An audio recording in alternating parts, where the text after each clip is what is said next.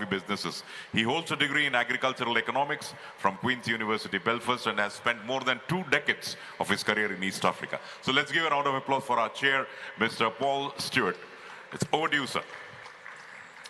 Thank you very much. I'd like to begin by just thanking the conference organizers for bringing together this incredible group of experts on this subject of living income. And we really have an incredible panel here. We have Stephanie, who is really one of the leaders in thinking about and defining living income and how is advising a lot of companies on how to build living income frameworks into their business model. We also have a representative from the largest food and beverage company in the world, that's Nestle. We also have a representative from the largest retailer in the world, that's Walmart.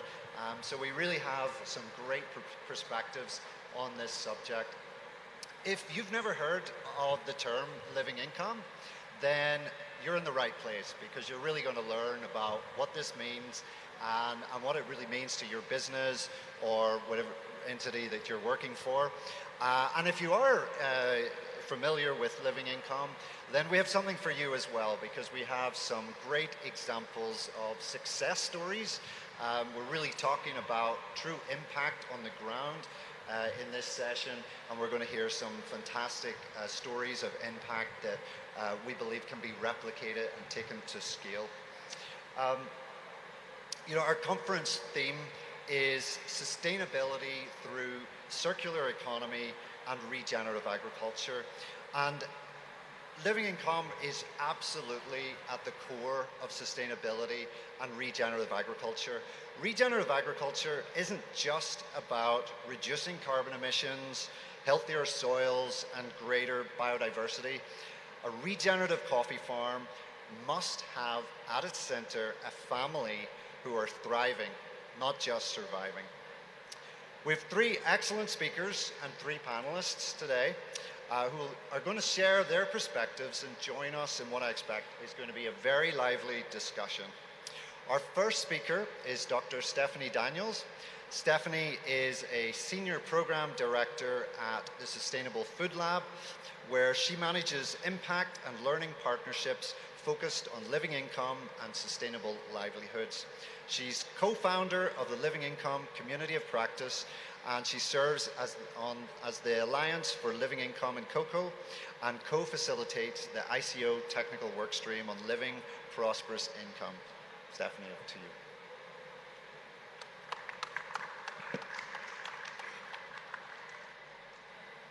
Paul, and thank you to the organizers and particularly the Coffee Board of India for the invitation to be here with you. It's really been a pleasure to be here this week and learn about your beautiful and diverse coffee sector. So I had some slides. I don't know if those will come, but maybe I'll just start to say I'm speaking here today in my role with the ICO to facilitate a technical work stream, as Paul said, on the topic of living income and prosperity, which includes 13 countries, one of which is India, 3 regional platforms, 12 industry actors, and 15 observer organizations dedicated to the alignment of globally comparable methods to understand farmer incomes more deeply, to support dialogue on solutions to improve farmer incomes, and share knowledge across regions and between countries. So as many of you know, the ICO founded the Coffee Public-Private Task Force after the signing of the London Declaration and developed a 10-year roadmap. It's an ambitious vision which has the goal of a sustainable and prosperous future for coffee producers and the sector as a whole. The concept of living income as a milestone for prosperity is a core tenet of the roadmap. And I'd like to kick off this session with clarifying the definition of that term, living income, and how it's being used in the ICO to address the problems of low incomes, particularly of small-scale farmers. So put simply, living income is the, we have a different slide. Okay, living income is the net income required for a household to afford a decent standard of living. It represents the elements of a living which is based on key elements of Decency, meaning a nutritious diet, decent housing, and other essential elements of healthcare, education, transport. It's typically defined by a quantitative process based on national data, pegged to national and international norms, such as the dietary definitions for decent nutrition at the WHO, and then validated by fieldwork in coffee-growing regions. And it answers the question, how much does a typical household in a particular place need to earn from all their income sources to afford this decent standard of living? And in the ICO effort, we've been mapping what benchmarks already exist and have a collaborative pre-competitive effort to work with 9 ICO member countries to calculate these for themselves. So I just want to talk about the concept of living income, and is this a definitive goal, quantitative goal? So the concept of living income goes a step beyond traditional notions of poverty alleviation that are concerned with basic subsistence and survival, typically measured by the poverty line. Living income puts a strong emphasis on the idea of decency and earning enough income to live comfortably. However, in some countries, this level is actually quite high for some small-scale coffee farmers. And so we must never use the living income concept as a reason to exclude smallholders from the trade. We want to avoid at all costs that this aspirational threshold becomes a barrier to market access, but rather consider the strategies that can move families along pathways to prosperity. This is a graphic that we use in the ICO task force to show the different levels of economic prosperity that can be achieved, and it's important to not see one as either a minimum or a ceiling. So the strategies or pathways to prosperity will obviously look quite different for different kinds of farmers. Those who have, for example, half a hectare of land will undoubtedly need off-farm income, while those with adequate land access might more need interventions like technical assistance, better market access, many of the things we've heard today. Women farmers may need different programs than male farmers. So on the other side, we also don't want to look at living income as a ceiling. Coffee is a sector where much prosperity has been created. Coffee can be a good option for rural families, but to reach and exceed the living benchmark levels in any location and to reach towards prosperity and long-term prosperous incomes, farmers need key assets like skills, finance, and land, and they require agronomic, trade, and technical assistance, which they can take advantage of those assets to thrive. So I want to tell a very short story to bring this concept to life. So this is Robinson. He's a young Colombian coffee farmer that I met a few years ago, and I asked him, and he let me use his picture to tell his story, to do this example. He has 1.3 hectares of shade-grown coffee. Meeting him and walking through he and his wife Sylvia's farm was really a visceral experience of seeing sustainable, regenerative, and profitable small-scale coffee farming. Robinson decided to move back from the city to grow coffee on his grandfather's coffee plot, and their farm is beautiful and also profitable. Their passion, their entrepreneurial spirit, their farming skill are definite elements of their success. However, they also have the advantage of several enabling conditions, which are critical. The market he is selling into works. He sells his coffee into a high-value market in which he receives a dependable and steady premium for quality. Prices are transparent, shared every season along with volumes. Technical assistance and support is sustained and high quality. He is part of a supportive peer farmer network, and he's starting to become a coach to his neighbors himself. And I think one of the most important aspects is he's in an enabling environment, a country that has invested in the infrastructure for profitable coffee, to move it efficiently, to have an R&D program, to have climate-resilient varietals, a national agronomy system, and even investing in marketing and branding, which translates into market pull, both domestically and for export. So Robinson's story gives us an example of the multiple factors and the multiple actors that need to come into play to ensure that coffee farmers can thrive. So the living income analysis being done within the ICO member countries and supported by regional platforms in all 3 regions. We have Proma Cafe in Mesoamerica, the Inter-African Coffee Organization in Africa, and the ASEAN Coffee Federation in Asia, are intended to be a strategic input to dialogue and investment strategies that can develop these resilient pathways to prosperity. A clear message from the task force is that a number of strategies must be invested in together and quickly to address the deep challenges facing farmers.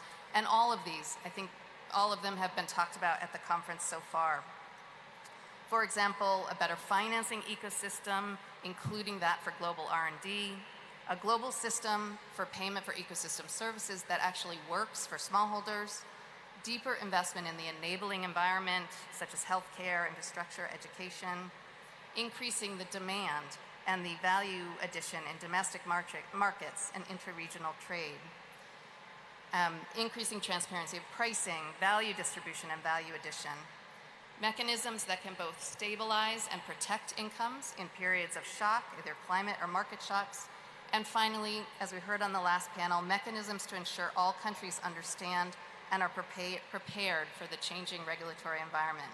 This is all part of the enabling environment to reach improve living conditions and reach living income for all farmers.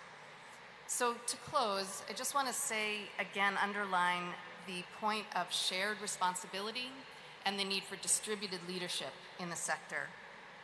So certainly the responsibility for living income does not rest with one actor alone. It is about prices, but it's not only about prices. It is about social services, but it's not only about social services.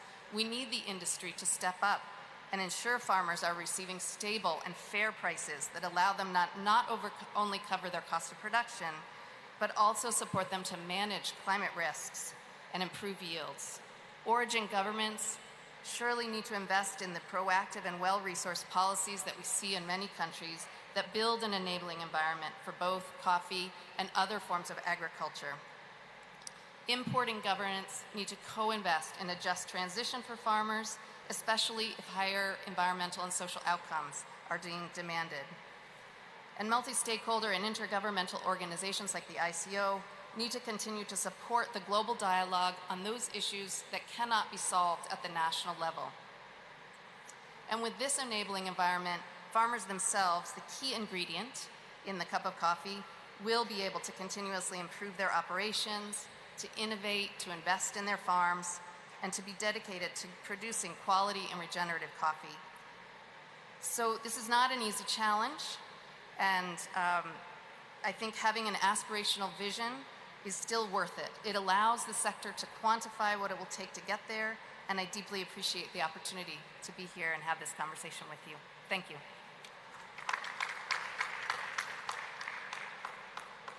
Thank you, Stephanie, and thank you for really laying out the framework of the living income methodology and really that call for all actors to really be involved in this very important topic.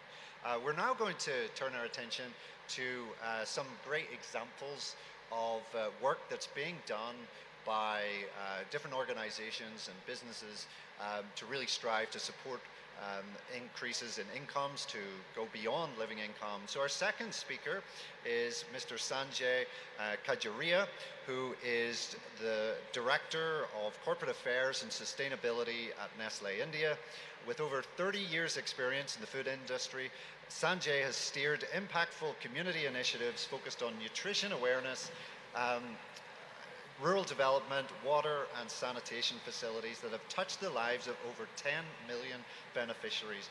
Sanjay is also the president of the Confederation of Indian Food Trade and Industry that provides institutional support for the development of the Indian food processing sector. Over to you, Sanjay. Thank you, Paul, and thanks a lot for this opportunity. Next few minutes, I'm going to talk about some of the work which we are doing with coffee farmers as part of Nescafe plan, which some of you may have heard of. A quick word on Indian coffee scenario, which I'm sure many of you are aware of. There are about 220,000 coffee farmers in India. 98% of them are small growers. largely cultivated in Karnataka, Kerala, Tamil Nadu, Andhra, Orissa. Karnataka, where we are now, produces maximum coffee. Really, some of the coffee farms which you will see are the best examples of agroforestry. Nescafe plan, just to put it in perspective, globally started in 2010. And in 2012, we launched the Nescafe plan in India. The picture you see here is 10 years old, and it was inaugurated by the then coffee chair, Mr. Javed Akhtar. We also started a demo farm in Kushalnagar that time and a training center as well. So what does really Nescafe plan entail? I think we have looked at the work which we are doing with or can do with the farmers, the work which gets done with the communities, and the work which gets done with the planet.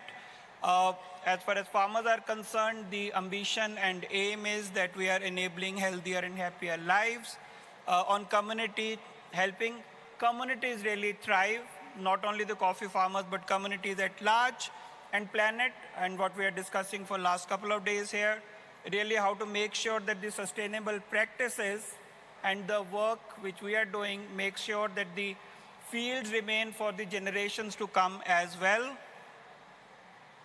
A quick word on the work which is being done on farmer. I think one of the areas where we took a conscious decision that whatever work gets done, it should be transparent and there should be traceability. And the reason for this is we want to see the positive outcome in the farm. And when you do this analysis, if there is an improvement required, we keep altering the program to suit that requirement. We support farmers in improving the quality of coffee. We support farmers in yield improvement. Very happy to report on year-on-year basis, we are seeing wherever the farmer communities are engaged, the yield is going up. One of the key area, and we were talking about this, Stephanie, is really the living wage or livelihood improvement. At every head, there is a scope of reducing the cost for the farmers, which finally leads to increased income by the farmers. We support farmers on doing that. We work on crop protection, the best nutrition for the crop. The stakeholder, which is the farmer community here, I must say, is most receptive when it comes to good suggestions. We started talking to the farmers for some time on carbon footprint, whether it's to do with the equipment which is used in the farms or the activities which get taken place. Enhanced biodiversity. What all support biodiversity is an engagement which Nescafe plan has with the farmers. Agroforestry, again, very happy to report that many of the farms on which we work and we engage with farmers, we see a lot of shade trees coming in. We see bee cultivation becoming bigger and bigger. We also support farmers on intercropping. So typically every farm will also have pepper, banana, betel nut, and so on and so forth. And really the aspiration and ambition is that we keep working with the farming community on training them, learning from them, and build the competencies not at the farm level, but also the training which is being provided to them. The second area where we work in is really the safety and health of coffee community. Here we also run the health camps for them where they can and their neighbors can and their the whole ecosystem can come and get knowledge on what is the safety and health required at the farm. We also do health camps for them. Again, for the community, it is enhanced biodiversity, how that can be supported. And there is a lot of social initiative in addition to the work which is done at the farm, which is being done, and I'll briefly touch upon that. Coming to planet, water is a very scarce commodity, so we look at the best irrigation methodology, whether it's sprinklers or others, how much water is really required at the farm level, and work with the farmers on that. A reduction in water usage, many ideas, mulching or whatever. Soil organic matter, regular testing of soil gets done to ensure that the soil organic and the nutrition are complementary to each other. I seem to have lost my presentation, but it will come back.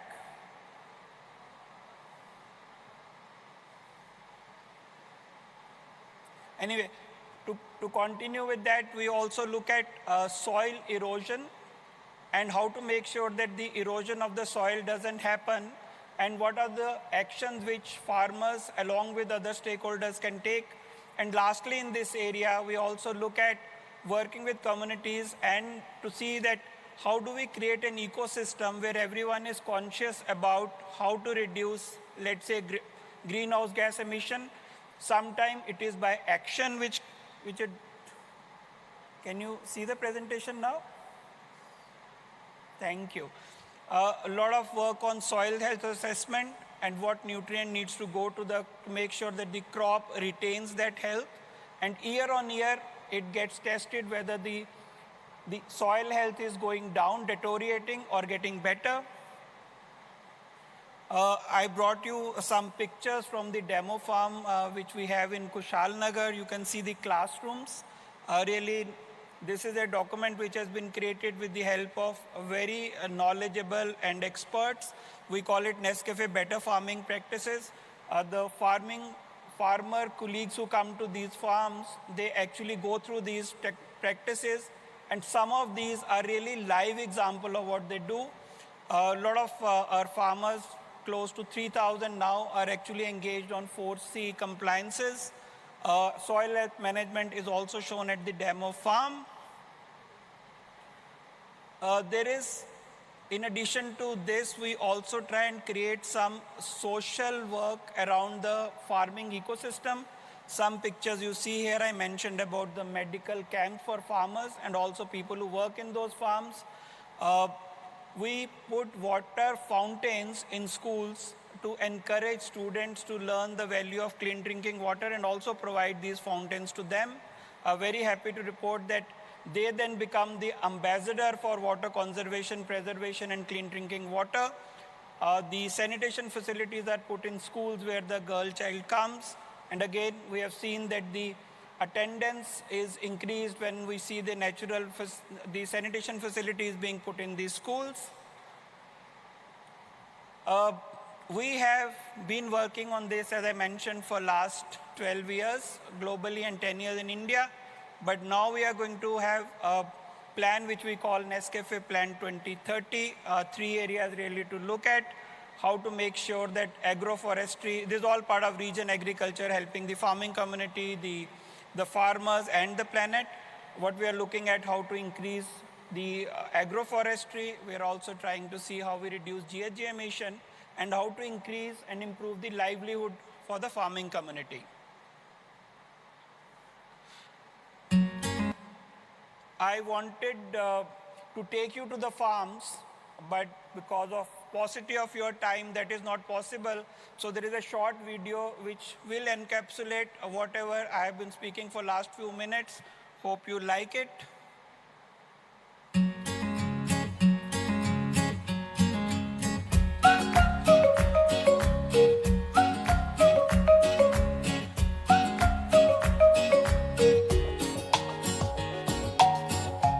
ನಾನು 25 ವರ್ಷದಿಂದ coffee ಬೆಳೆಗಾರ. ನಾನು second generation. ನಾನು 2012ರಿಂದ Nescafe ಪ್ಲ್ಯಾನಿಗೆ ಭಾಗಿಯಾಗಿದ್ದೀನಿ. Training ಕುಶನಗರ demo ಫಾರ್ಮಲ್ಲಿ training ಮಾಡಿದರು. ನಮಗೆ ಏನಾದರೂ ಸಲಹೆ ಬೇಕಿದ್ದರೆ ಅವರು ಬಂದು ನಮ್ಮ ತೋಟದಲ್ಲಿ ಸಲಹೆ ಕೊಡ್ತಾಯಿದ್ರು. 4C ಸರ್ಟಿಫಿಕೇಟಿಗೆ ಭಾಗಿಯಾಗಿದ್ದೀನಿ. ನೆಸ್ಲೆ ಆಫೀಸರು ನನ್ನ ಮಗನಿಗೆ ಸಲಹೆ ನೀಡಿದ್ದರಿಂದ ನನಗೆ ಸಂತೋಷ.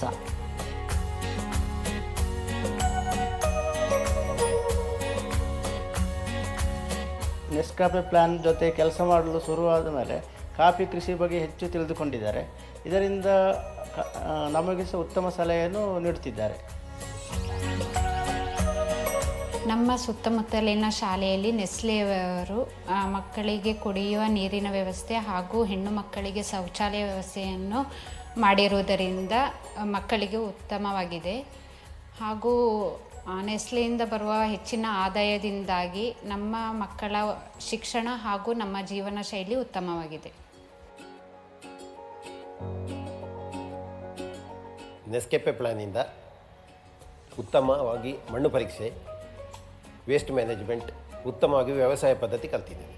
ನೆಸ್ಲೆ ಮೆಡಿಕಲ್ ಕ್ಯಾಂಪಿನಿಂದ ನಮ್ಮ ಸುತ್ತಮುತ್ತ ಜನರಿಗೆ ಒಳ್ಳೆಯ ಅನುಕೂಲವಾಗಿದೆ.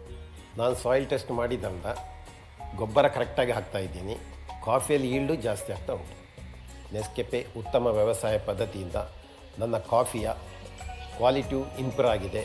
ನನಗೆ ಒಳ್ಳೆ ರೇಟು ಸಿಗುತ್ತೆ, ಒಳ್ಳೆ ಪ್ರೀಮಿಯಮು ಸಿಗುತ್ತೆ.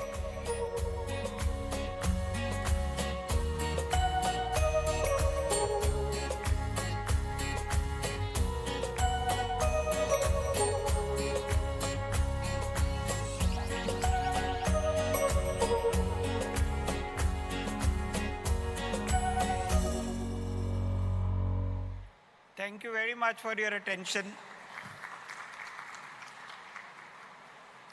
Thank you very much. Thank you, Sanjay. And we heard there some of Nestle's, which obviously is the largest coffee roaster in the world, some of the work they're doing with their suppliers, focusing on farmer income. Not just on the coffee income, but we actually heard from Sanjay actually supporting diversification, income from other sources, and then taking that whole shared value approach. So thank you very much, Sanjay, for sharing some of those great examples from your work here in India. Our third speaker is Dr. Raghura Mulu, who served in the Central Coffee Research Institute of the Coffee Board of India for 33 years. He worked in senior supervisory positions for 16 years, involved in planning, coordination, and monitoring of research projects, including multi-country research projects implemented by the FAO, Natural Resource Institute, and CIRAD. Thank you. Thank you, Paul. Distinguished delegates, first of all, I would like to thank the Coffee Board of India and the entire organizing team for inviting me to share a story, a unique story about how coffee can bring in substantial changes in their livelihoods. I have taken one area, which is Araku Valley, now globally recognized for producing quality Arabica beans. Before I go into my presentation, this is the structure of my presentation. Firstly, I would like to, I think there is one slide, okay. Firstly, I would like to tell about what are the distinguishing features of this area where we worked for the 5 decades with the tribal farmers, and how the coffee, which is known as a brown gold, has emerged in the barren hills. Once upon a time, there were barren hills in the tribal area.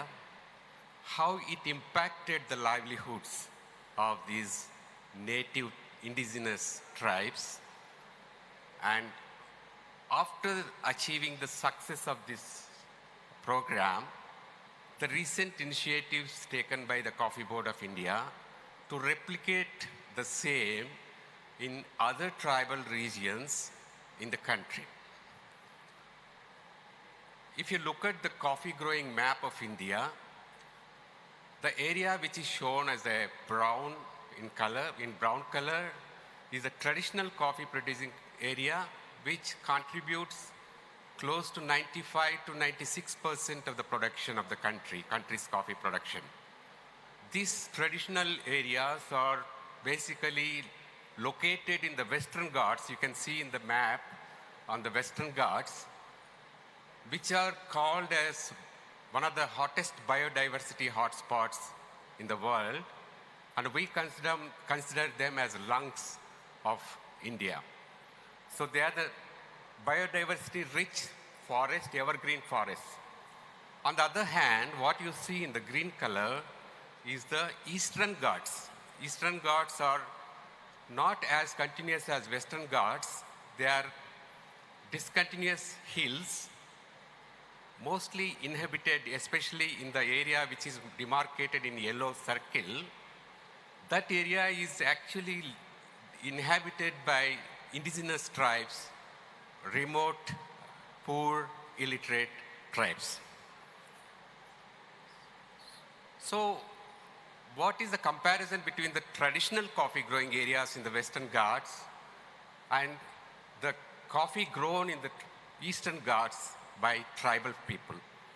See, we are actually, when we ventured into the non-traditional areas, they were not at all amenable for coffee cultivation. Because of the climatic conditions, the forests are not evergreen, the rainfall is not well distributed, and the temperature fluctuations are quite huge. Summers goes up to 39 degrees, whereas in winters it can go as low as 2 degrees Celsius, which are not very ideal for coffee cultivation. More than anything else, the soils in those areas were depleted or eroded because of the practice called slash and burn or shifting cultivation, which is locally known as Podu cultivation. And coffee in this area, as compared to the traditional area, which is a 2-century-old crop, it's being grown for more than 2 centuries now. In the Eastern Ghats, coffee is relatively a new crop and gained commercial importance only from 1970s onwards. So I more or less narrated these characteristic features. I would like to highlight what these indigenous people were accustomed to doing traditionally. They have a practice called shifting cultivation. They cut some area of the hills, grow cereals and some food crops, and once the soil becomes infertile, they migrate to a newer patch. As over a period of time their population increased, pressure increased, the forest regeneration was not able to match up to the extent of degradation which is happening.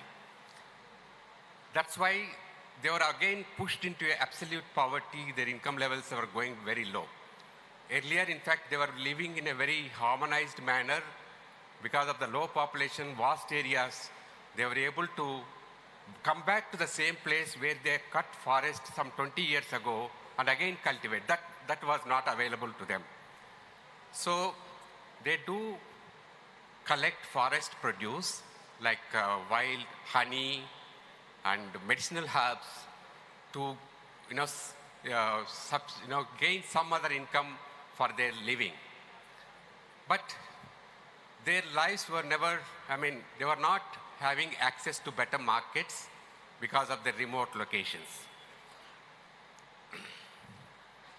So this is how typically a hamlet, they live in batches or families of 20, 25 families in a very remote, inaccessible areas. You can see this is how typically the terrain looks like, the tribal area in the Eastern Ghats, Araku Valley region. And the picture on the top, what you see is again land which is being brought into the cultivation, that is cereal cultivation by slashing and burning the forest cover. And the lower one, which they grow wherever they have a level field, they grow paddy and vegetables, which gives them some kind of food security. And what do they do? What they were doing, in fact, what they continue to do even today is, they collect forest produce, they grow some crops, they take it to the weekly markets called shanties and sell it in those markets. And the local traders from plain areas go there and buy at damn cheap rates, don't pay them any fair price. And whatever they produce, excess beyond their consumption, they get very little income from that just to meet ends. This is a typical view of a tribal market on in different locations. It happens on different days of the week. Now coming to the story of the brown gold. See, this happened because there was some kind of history of coffee growing in that region. Way back in 1898, coffee was first introduced by a a British collector, he was the collector of the district, introduced coffee on a trial basis, and he found that it could be grown to some extent. But 1920s onwards, the local princely states expanded coffee or brought coffee into a larger area. They could manage for some time, then they abandoned because they didn't have the technical backup from any organization at that point in time. Coffee Board came much later. And when Coffee Board came into existence in 1942, subsequently, when we were looking for areas where coffee can be expanded in the country, a techno-feasibility survey was done in the Eastern Ghats, where our technical team went and identified, provided if you have a tree cover, coffee can be grown here, if not at the same level of productivity, maybe at lower level. So the techno-feasibility study indicated that there is a suitability of coffee area in this region. So the first step after getting the inputs from the technical team was to introduce coffee in already existing forests, employing the tribal people as the workers so that they get an employment, they don't indulge in shifting cultivation. So about 4,000 hectares of coffee was planted by Andhra Pradesh Forest Development Corporation, which even today exists in productive phase. Around the same time, 1960, the neighboring state of Odisha, they introduced coffee mainly as a measure of preventing soil erosion in the very major river catchment area. But those areas, they could not continue to sustain and gave up. So the second stage, what we did is, Coffee Board and the local governments, directly we wanted to work with the tribal farmers instead of a government agency. So in 1972, a pilot project was started where the tribals were engaged as partners for coffee development. And then coffee was introduced, and a small piece of land, about an acre or a half hectare, was given to each tribe after 4 years of its maintenance. And starting at that journey, the second phase journey, working with the tribals, is a success story I'm highlighting here. So from 1975 onwards, the continuous planting program is going on with the help of Integrated Tribal Development Agency of the state government, that is the government of the Andhra Pradesh, as well as Coffee Board. And the main important stakeholder is the tribal farmer himself.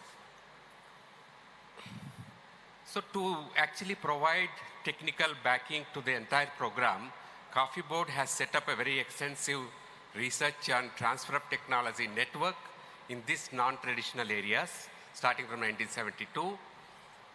And what is the status today of this endeavor, which has been there for the last 5 decades? Today we have close to, Coffee Board, I think I skipped one slide, I jumped one slide. So what is the role of Coffee Board here, you may ask? The state government, while it provides some kind of wages to the tribal farmers when they are establishing plantation, Coffee Board provides technology support, technical support. More importantly, we provide the improved seed suitable for that particular areas. And we provide training to the farmers, provide some kind of assistance, small financial assistance, to help them improve their quality of their coffees. And more, recently in 2002, while we were trying to identify the unique geographic identities for coffee, we stumbled upon this Araku Valley coffee also having very good intrinsic qualities in the cup. So we created a special regional logo for Araku Valley coffee. And recently, in 2019, we have the distinction of getting the geographic indication tag, the first geographic indication tag for a tribal coffee in India. These are the steps involved in, in this tribal coffee project. Wherever the hill is identified, which is denuded by the shifting cultivation, we go there. We try to first prepare the land to prevent, terracing, things like that. Then plant shade trees. Once the shade trees grow to a height of about 6 to 7 feet after 2 years, the coffee is introduced under those shades. So here you can see the entire steps involved in planting the coffee and shade. And this is a result of this endeavor. Today you can see a large number of holdings, which in terms of appearance will look as good as coffees from traditional areas. So they have coffee as well as black pepper. You can see the lot of shade cover which has regenerated because of the coffee. And today we have achieved a target, an area of nearly close to 99,000 hectares under this tribal coffee development program, involving close to 220,000 tribal farmers in these agency areas. The productivity is quite not matching. It is only 152 kilos per hectare, primarily because of the climatic constraints, what I mentioned, depleted soils, but more importantly because the tribals do not, they do a kind of default organic way of farming, so that the productivity levels are low, though the quality is very high. So during the last 20 years, we have again taken another initiative in the same program, that every plantation which has been successfully established, we will introduce 5 types of fruit trees and 5 types of indigenous shade trees, so that the ecosystem will develop, biodiversity will increase, and also the farmers' income also will diversify. They don't need to depend purely on coffee prices, because coffee prices are always not very friendly to the farmers. Sometimes they are very good, but for a brief period and a larger period, they are not very remunerative to the farmers. So they are getting better income now. Sometimes I was told that 50% only they get income from coffee. Remaining 50% they get it from intercrops like black pepper, orange, some other fruits, timber, little bit, because timber also could be extracted in a phased manner once the shade becomes too much. There are a number of studies about how this effort, tripartite effort between Coffee Board of India, the state government, and the tribal stakeholders, what impact it has created. There are a number of studies, but I have taken the latest study, which involved about 90 tribal farmers from 15 different villages, in a stratified random sampling method done by a reputed institution. So they say the incomes have almost, compared to the income from their crops, agricultural crops, the income from only coffee is 4-fold. And income from coffee plus intercrops is 5-fold. So you can see what is their income levels, how they have increased over a period of time. And in terms of the livelihood indicators, which Stephanie also was mentioning, there was an increase of 40 to 60% of the various parameters, either human capital or human or physical assets, or other societal improvements like healthcare and things like that. So there are 40 to 60% improvements happened when the coffee was introduced over the period of time. And my story will be incomplete if I just leave it at there. The story of Araku Valley has now reached another level. So Araku Valley today is recognized as one of the top quality producer of Arabica beans, because Arabica itself is a very difficult to grow under Indian conditions. So here we have number of players are now working at the ground level, the NGOs, with thousands of farmers, including the TechnoServe itself, which is recently entered the market. So to help the tribal farmers come together as a farmer-producer company, so that they can get a better bargaining power both upstream and downstream and improve their income levels further. So a number of brands have already come out of this region, which in fact Araku Coffee, they have an outlet in Paris, which was set up about 8-9 years ago. So that is a story of this Araku Valley coffee. Now, having tasted the success with tribal farmers in Araku Valley, we wanted to replicate the same in the traditional coffee growing areas of Karnataka, because we have small pockets of tribal areas even within the traditional area. So we are working with those farmers now, currently, to improve their income levels through diversification, through quality improvement, through formation of collectives. And this is of course, these are the details of that recent initiative which is currently going on. And we have also achieved, some kind of traceability of these tribal coffees in Karnataka and branding, traceability. We are using the blockchain to document the traceability. This is the brand which is, of course, is available, exhibited in the exhibition area, Adavi Coffee. So this is another a story brewing fresh in tribal areas of Karnataka. Thank you very much for your attention.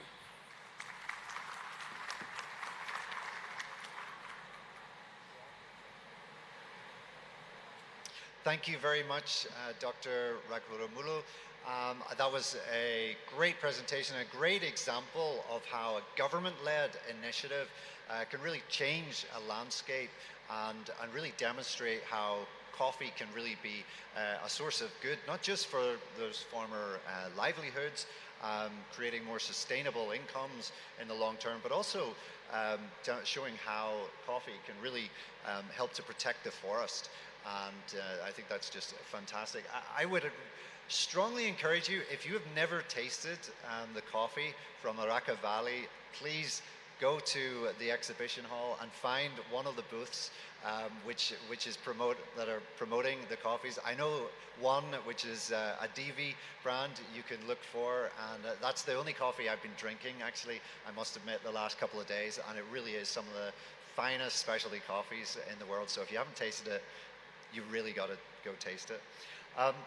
As we come now to our discussion session, I'd like to introduce three highly experienced leaders who are going to add to the topic here. We have Mr. Deepak Kaul, who's the Senior Vice President and Head of EMEA and India at Olam Food Ingredients, OFI. We also have Surabh Sinha, who's the Senior Manager for Food Crops and Ingredients at IDH India. And we also have Nishant Gupta, who is the Social and Environmental Impact Advisor at Walmart.org in India, and has recently taken on the role of Head of Sustainability of the Flipkart Group. Deepak, do you have the clicker? It's over here. Can we pass it? All right. Great. Deepak, I'd like to start with you, and I know you have a couple of good slides to share, which I definitely want to encourage you to do that. But I want to, I understand OFI has been calculating living income gaps in a number of countries where you're purchasing coffee. Could you tell us a little bit about what you've been learning and what OFI is doing to close the gap? Thanks, Paul. And first of all, my gratitude to the organizers and the Coffee Board of India, our hosts, for this wonderful event. I'm really glad that we are having it in India, and it's been an honor and a privilege to be part of this panel today. We, as an organization, have been working on the topic of living income over the course of the last 5 or 6 years. As you would have gathered by now from the earlier presentation from Stephanie and the interventions from Sanjay and Dr. Raghuramulu, the topic of living income is a very complex topic. It involves a lot of elements of economic development that are perhaps outside the scope of the traditional coffee industry as we see. Therefore, it's important for us to understand what we as private organizations in our individual capacities and with collaborations and partnerships with our partners can do in order to make a difference in the livelihoods of coffee growers. Just as a, I won't take you through all my slides, but I just wanted to highlight this one. So we have developed together with, working together with other partners and also as part of the ICO task force on living income, we have developed a tool, a living income calculator, which we call the LIGHT tool, to be able to establish living income benchmarks and progress on living income across various countries. The tool is a digital tool which allows us to capture data from the source and then present it and visualize it in a form that is easy to understand.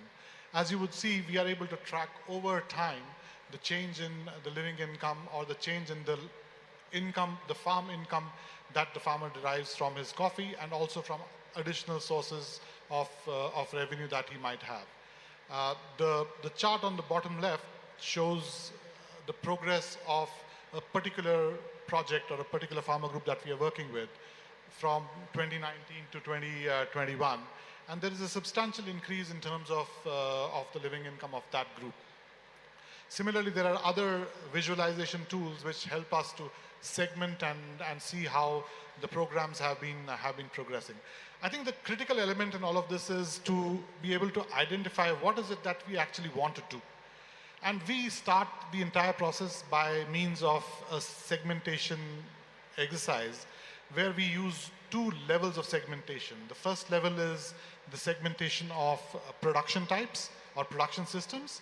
And the second segmentation is the segmentation of the farmers based on their socioeconomic and demographic status within that ecosystem.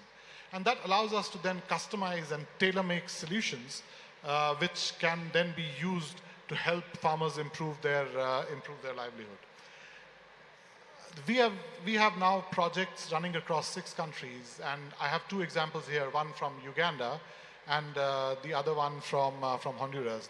The project in Uganda, which is essentially working on improving yields and productivity, we have already over the course of the last 3 years achieved a 10% improvement in farmer income. The project in Honduras, for example, because of our segmentation strategy, we realized that the most important problem to solve was access to the market. And therefore, we implemented a digital sourcing solution in those farming communities that allows the farmers to access prices on a real-time basis and be able to engage with buyers directly in order to sort of eliminate the middleman where a lot of the value of the chain was getting lost. Last, and probably this is a very critical point and maybe a little bit controversial as well. We need to understand that the problem of living income is not a coffee problem. It is an economic development problem. As you would see on the chart, 80% of the world's coffee is produced by farmers who are already earning a living income. So therefore, the problem is with only 20% of the world's coffee supply. However, having said that, the 20% of the coffee that is produced by farmers that don't make a living income actually constitutes about 60% of the coffee farmer population of the world.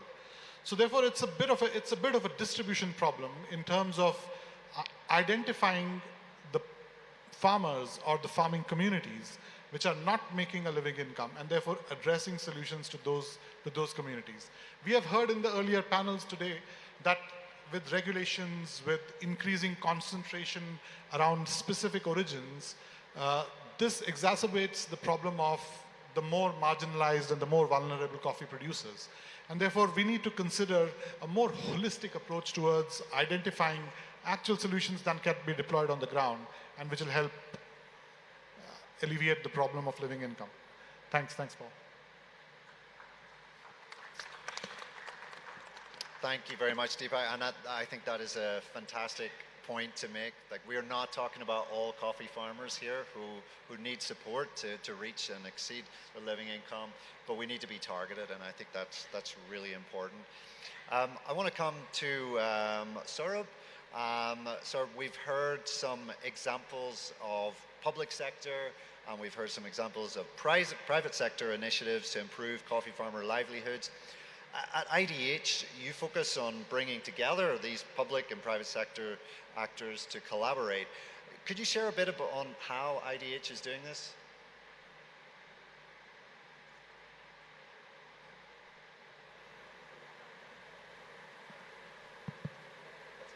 Okay, yeah, it's working. So good evening, everyone. My name is Saurabh. I represent IDH. IDH is a global social enterprise that works in nearly 50 countries, largely in Asia, Africa, as well as in South America. And the topic is very relevant. It's very close to our hearts, which is the fulcrum of discussions today. Income and income for farmers. Now, before coming to this slide, which mentions a smart mix, let me just present you a high-level framework that we use when it comes to living income for farmers. Okay. I hope my voice is clear. Yeah? Okay, perfect. So, a very important point raised by Deepak earlier, that what is a farmer? So, for us, any initiative on farmer starts with first inclusion. And inclusion essentially is, how do you identify your farmer? Whom are you going to work with? What defines a farmer? Is it a land holding? Is it the type of crops that you produce? How do you identify that farmer? Once you have identified, the second part is integration. So you identify how do you integrate a farmer into a particular project. Why should a smallholder actually be participating in some of these activities if he does not feel integrated in the entire system? And then you talk about empowerment, inclusion, integration, and then comes empowerment. You then look at what are the ways in which the farmers then can be empowered. And living income, a big topic of environmental management, all comes with that. Now, coming to the question that was raised by Paul, that how do you do it on the ground practically? So here on this slide is a mix of strategies that have been shown, and I'll give you examples, practical examples, on how we have been doing it along with other partners. The first part, the most important bit, is the environment. How do you enable the environment in which different stakeholders, you will have a private sector company that has interest around profits, it has interests around meeting its sustainability criteria. You'll have traders in the supply chain who want to source coffee. You'll have civil society organizations who have their agenda. You have public sector, Coffee Board and other organizations who want to work on the welfare. You have, foundations such as Walmart Foundation who, again, wish to promote how do you work specifically with farmer aggregation units. So there are diverse interests of each partner. How do you bring or align them on one platform? The first example that I'd like to give is our program in Karnataka, which we are developing along with all these partners. It's called Karnataka Climate Resilient Coffee and Spices Landscape. And this program actually has brought in 7 partners all across the supply chain. We have representations from the roasters, Unilever, JD. We have representation from traders, Ecom, NKG, Sugden. We have representation from the farmer groups, around 5 FPOs who work. We have representation from civil society organizations, 3 of them. And we have collaboration with the Coffee Board of India. So now this platform is actually defining a public-private farmer civil society partnership together. And there are certain elements which are common to all of these stakeholders. The trick is how do you identify them, how do you convene them, and bring them onto a table. So that is where the initial efforts are needed. The second bit is around production and processing, which I have mentioned over here. And this is where the engagement around private sector, government, and farmer groups can work. The procurement practices is a very critical element. There were questions around that, who's going to be a cost of all the things that is happening. If you have to move farmer to living income or to better yields or higher productivity, how does he do it, how the cost will look like, and why should a farmer do it? So this is where one of the important elements that we try and see, along with a private sector partner, is can we influence any procurement strategy across the supply chain? For example, can a roaster actually provide certain sustainability premium, what we call, or a lot of certification bodies call, across the supply chain, which could be shared with the farmers? A good example is our case in Vietnam, for instance. There is a low carbon coffee program that is running in that country. We have partnerships from JD and a few large players such as Semaxo and Ecom who are partner there. And over there, there is a commitment from different stakeholders to actually see if there is a verification on low carbon, how the markets can pay for it. The consumer engagement is also critical, especially with the roasters and the brands who are out there, because at the end, these are consumer-facing companies. So in our work with Unilever, with the likes of Nestle, with likes of JD, one of the discussion always is, how do you build awareness in consumers? What are the ways in which consumers at the end can also wish to pay a certain price premium of the sustainable produced coffee? Is that possible? How do you do that? So that is another important element that we work very closely with our private sector partners. Traceability. In the previous session, EUDR was mentioned all the way.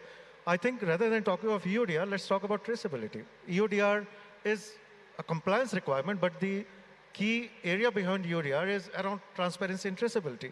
So how do you do that? What are the mechanisms in which that could be done? Okay. So again, in case of Karnataka, I would again, like to emphasize this, and please do visit us later. The program that I was speaking about has an element of traceability integrated. The farmers don't pay for that service. It's the industry actors, it's their requirement. They are actually going to support majority of the farmers sitting in this room or outside on this part. It's an important element as a part of the supply chains which the companies have decided to invest in. It's not, just the investment from the farming side or from the government side. It's also responsibility of the actors across the supply chain, and they have already provided commitment around traceability for our Karnataka program. So please do, approach us later. And finally, how do you strategize this at a landscape level? Deepak very rightly mentioned, and Stephanie as well, that living income is not a coffee sector problem. It's not a problem, actually. It's an ambition which the entire sector, the agriculture sector, should work together. And you can only do this, you can only achieve it when you look at the entire landscape, when you look at farmers as entrepreneurs, when you look at farming as a unit which produces a lot of things, but a farmer as an entrepreneur also does certain activities. Where is the farmer earning from? What are the pressing issues where a lot of expenses are going? Can you really optimize some of those things? Which are the other partners you need to bring in? Food security is an important issue. How do you integrate it into the livelihoods of the farmer? So this is where the landscape model actually works, and IDH has been working on this landscape approach in 11 countries now. And again, as I mentioned, happy to share these one-on-one. Please go to our website. A lot of information from IDH on landscape model is available in public domain. So with that, these are some of the examples, Paul, that I would, like to. Thank you very much, Saurabh. And I'm going to move over to you, Nishant. Nishant, Walmart.org is the philanthropic arm of the largest retailer in the world. So can you just tell us, how does philanthropy work towards improving living incomes of smallholder farmers? And can you tell us maybe a little bit about how you see farmer-producer organizations playing a role? Yeah, sure. Thanks, Paul. So, hi everyone. I'm hoping that the voice is clear. Yeah, cool. So I'll divide this question into three parts rather. So one is how Walmart Foundation that I'm representing today looks at philanthropy. So we look at philanthropy in a very strategic manner. What we believe is one of the key concepts that we are discussing, which is living incomes. How do you support improvement in living incomes, especially for the smallholder farmers? And one of the key elements there, we believe, is that it can definitely improve once we align the smallholder farmers closer to the markets. Unfortunately, what we find is that in a lot of communities, it's not easy, or some of the communities need help to get connected to open markets. And that's where strategic philanthropy comes into play, where we hope to build bridges between these communities and the open markets. And that brings me into the second part of your question, which is where the farmer collectives and FPOs come into play, because we do believe these FPOs can act as those bridges. These FPOs are built by the farmers, for the farmers, and they understand the production systems really well. Most of our work in philanthropy in India goes into strengthening these farmer produce organizations to help them get connected to market, and there are just so many advantages of farmer collectives in the shape of farmer produce organizations. Just to give you a quick glimpse of the work so far, so Sambodhi, which is an independent research firm, they conducted research on the farmer produce organizations and FPGs that were supported by Walmart Foundation's various programs. And since 2018, we have invested about $39 million into this ecosystem, which reach about 500 plus FPGs or FPOs, about 800,000 smallholder farmers, and more than half of them are women. Now what we are seeing here is that incomes are increasing. There is about 29% income increase for revenue increase for the FPOs that are part of the program because of aggregation that they bring both on the input and the output side. Once they are aware of the market expectations, they work with the farmer producers to translate that market expectations into the production technologies. They are also able to bring in economies of scale through value addition infrastructure. So in one of our programs, which is with TechnoServe in the Paderu region in Andhra, where we work with tribal farmers in coffee, what we have seen there is instead of selling the raw cherry of the fruit, once you have the wet mills established, you are able to extract a lot more price realization. You are able to extract a lot more value from the market because you are controlling a larger part of the supply chain. And individual smallholder farmers find it very difficult to have access to such infrastructure, whereas a farmer produce organizations can easily, not easily, but definitely look forward to creating this infrastructure which can be utilized by the smallholder farmers. One of the other key elements that we have been leveraging is the role of women in these farmer produce organizations. And what we have observed is that in our programs, what we make a very conscious effort is to drive a much higher engagement from smallholder women farmers at not just the farm level, but also at the enterprise level. And there, what we have seen is that wherever women farmers at the helm of affairs, the crop intensity improves drastically, the market connectivity improves drastically, because women farmers are the closest to observing very, very subtle changes in the production, right? They are able to observe very small changes happening in the crop. So they are the first point of contact between the farm and the market, right? So once you integrate them into the value chain, the outcomes are fantastic for everyone. So yeah, that's pretty much sums up the work that we do and our focus on farmer collectives. Great, thank you very much. And we've really heard now from representatives of every kind of segment that is working with farmers to help increase incomes, from public sector, private sector, multi-stakeholder bodies, and philanthropic organizations, which is fantastic. And I'm working throughout the chain where we've heard examples of supporting farmers to increase their coffee incomes, increase incomes from diversification, and also supporting on that kind of market linkage, which is fantastic because we're seeing not just increasing product production, but also increasing the price through quality improvement. We've heard from all of our speakers, but I have a few more questions. And actually, Stephanie, you were our first speaker. I'd like to come back to you with a question. So we've heard about some of the great initiatives going on, many of which are being driven by the private sector.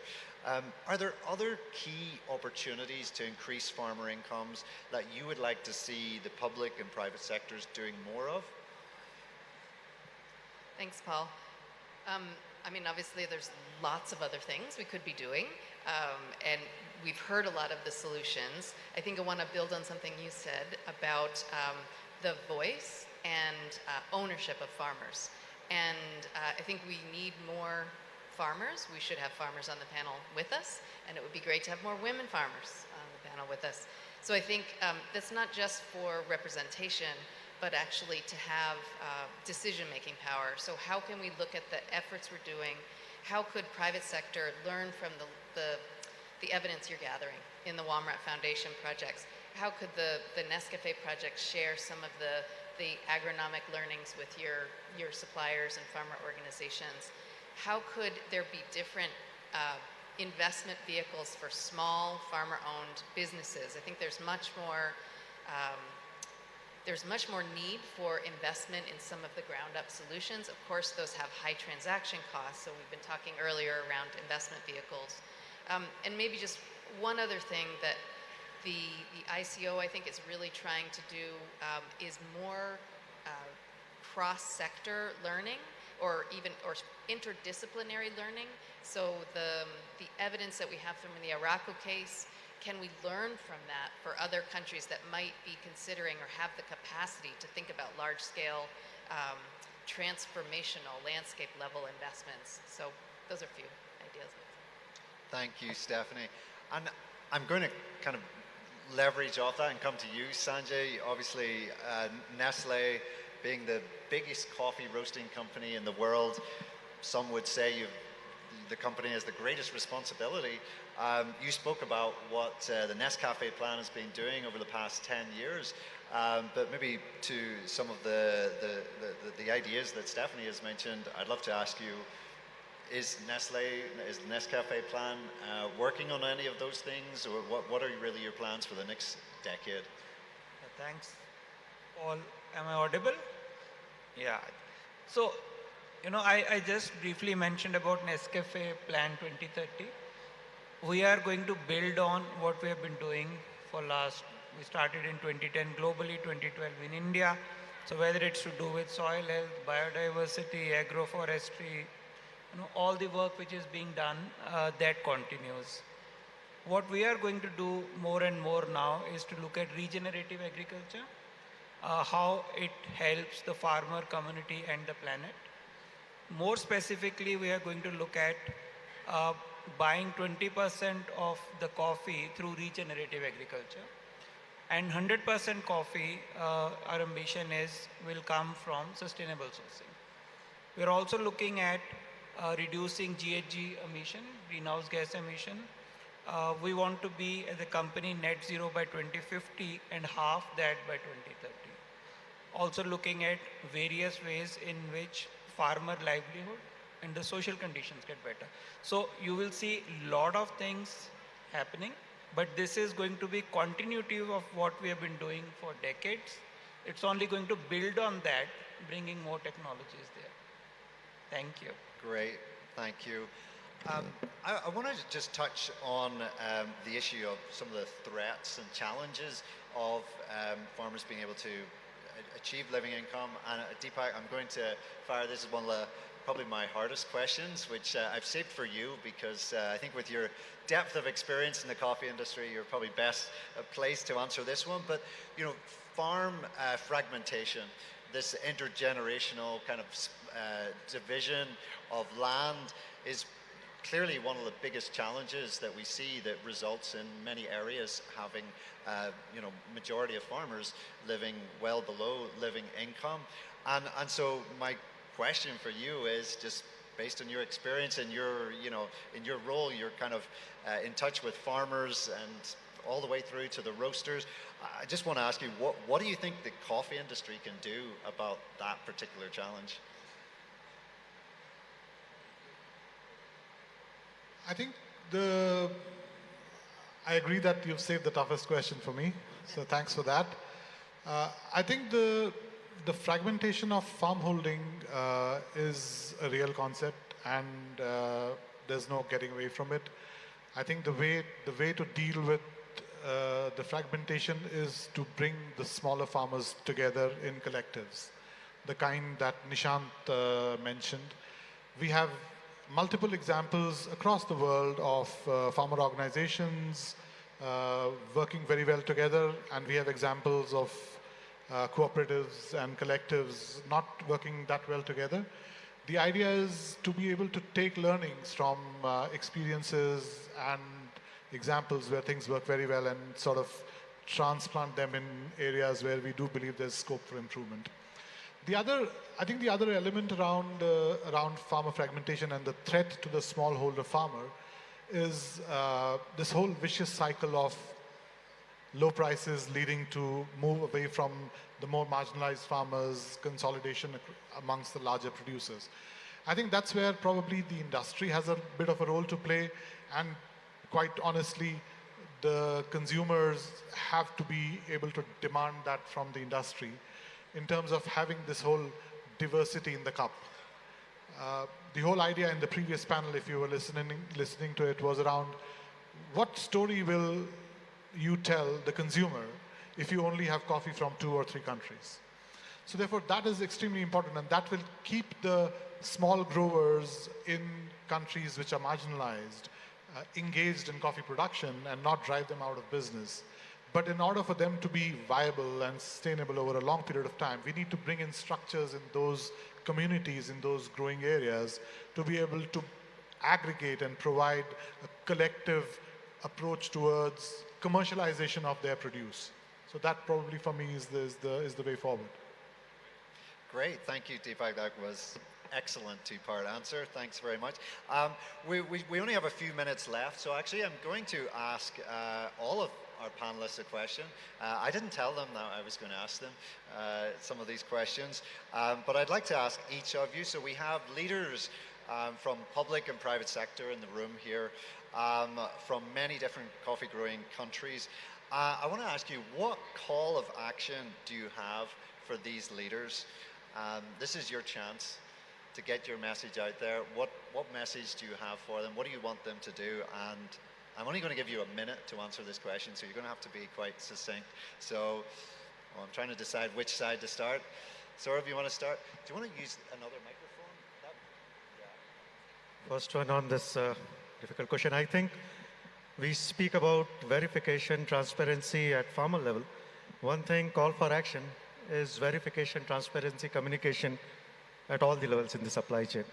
Be it trader, roaster, even the end consumer facing companies.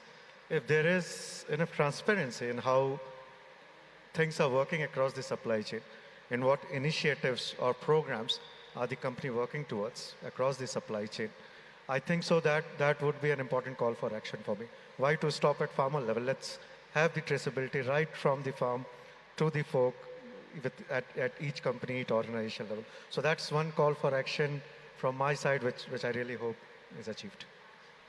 Thank you. Nishant? So yeah, I'll double click on what I mentioned earlier. My call to action, or our call to action, would be to integrate women smallholder farmers at every step of the value chain. What we have observed, I already shared, but I just add one more, a small story. It'll get over in 30 seconds.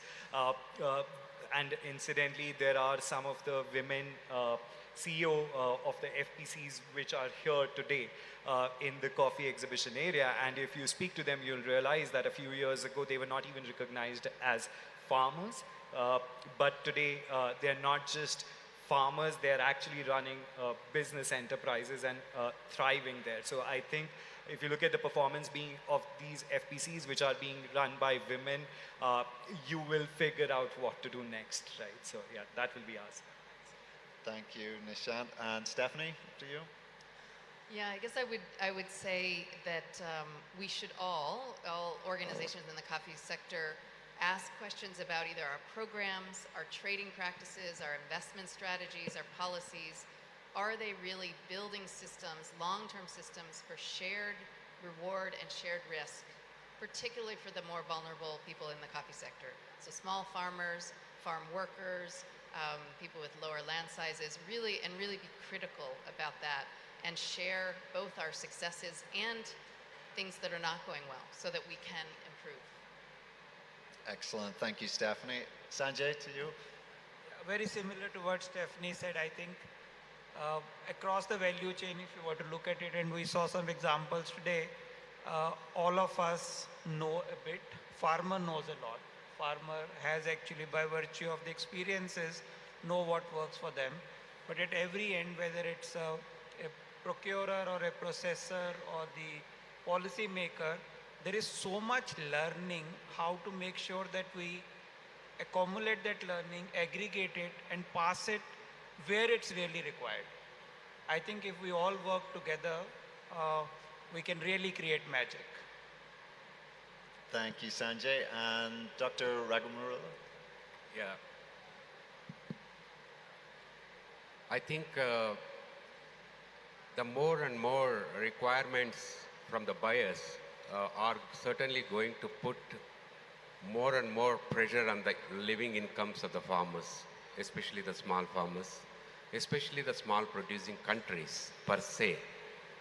We will not be able to, because the coffee in most of the small farmers holdings and smaller producing countries, they have been actually having a lot of sustainability concepts embedded into them.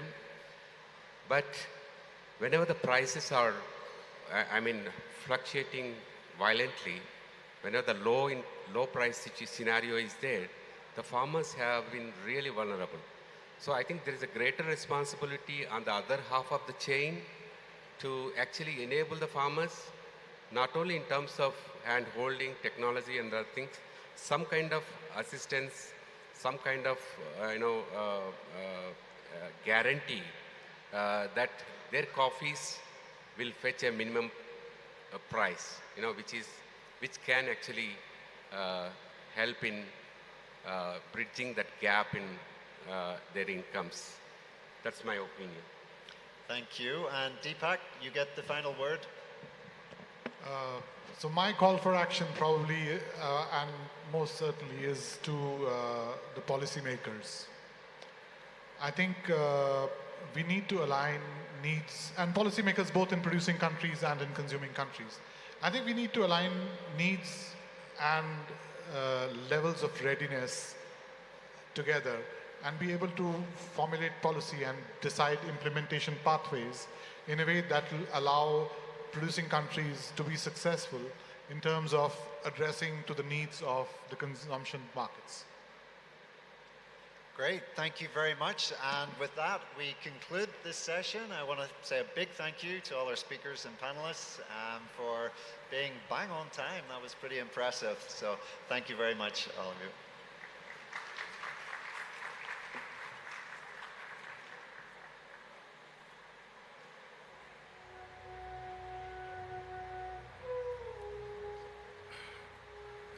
Thank you very much. Before we leave the esteemed panelists, I would request Mr. J.S. Nagaraja, the Joint Director of Research, Central Coffee Research Institute Coffee Board, to kindly come over and felicitate the dignitaries. I would request Mr. Paul Stewart to kindly come forward and accept the felicitation. Mr. Paul Stewart, Global Coffee Director, TechnoServe. Thank you very much, sir.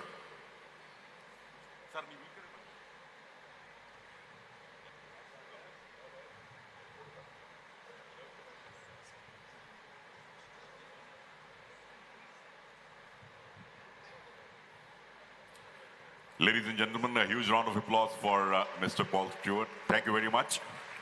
Kindly accept a memento also. Thank you. I would now request Ms. Stephanie Daniels, the Senior Program Director, Agriculture and Development, Sustainable Food Lab, to kindly come forward.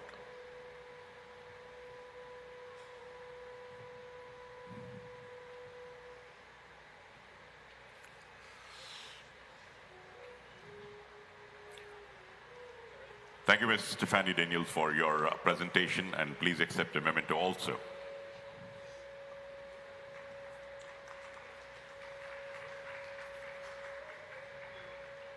Dr. Y. Raghuramulu, a retired Director of Research, Coffee Board of India.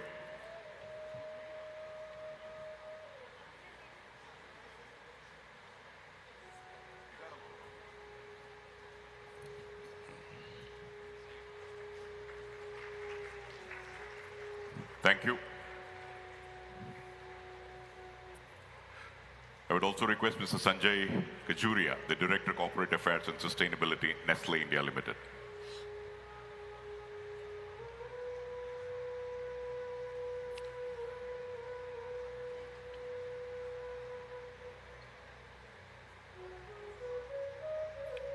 Thank you, Shri Sanjay, for your presentation.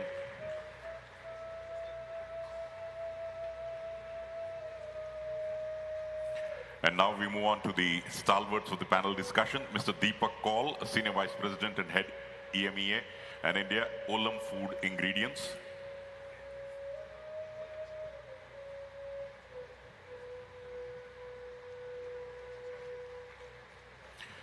Thank you, Mr. Kaul, for your participation in today's session. And after Mr. Kaul, I would call upon Mr. Saurabh Sinha, the Senior Manager, Lead South India Programs, IDH.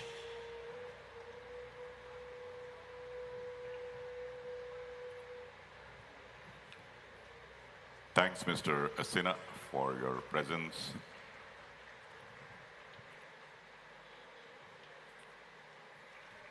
And finally, Mr. Nishant Gupta, Strategic License, Walmart Foundation in India.